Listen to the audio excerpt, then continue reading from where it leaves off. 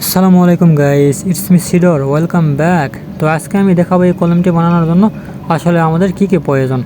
প্রথমত রেশমি সুতা নিয়ে আসতে হবে বাজার থেকে, তারপরে এক জায়গাতে চারটা বাঁধতে হবে, চারটা বেঁধে এভাবে চারটা বেঁধে তারপরে মোটরের দ্বারা চারটাকেই পাকাইতে হবে। তো চলেন দেখাই কিভাবে পাকাই আমি।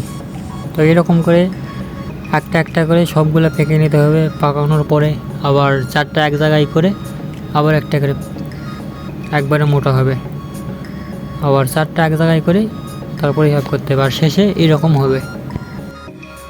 এটা অবশ্যই আপনারা কোনো কিছুতে বেঁধে রাখবেন। এরপর আমাদের প্রয়োজন এখানে ছয়টা আছে, এখানে ছয়টা আছে, এখানে ছয়টা, এখানে ছয়টা। কলমের জন্য আমাদের 16 ইঞ্চি করে প্রয়োজন, আর আমরা হেডের জন্য ব্যবহার করব 10 ইঞ্চি করে। এখানে 10 ইঞ্চি করে ছয়টা ছয়টা চারটা পর্যন্ত আছে। আর ব্যাকগ্রাউন্ড হিসেবে আমি নীল সুতা দেবো, এই নীল সুতাটা আমি ব্যাকগ্রাউন্ড হিসেবে দিব। এই কলমের উপরেই আমি নামটা তুলব।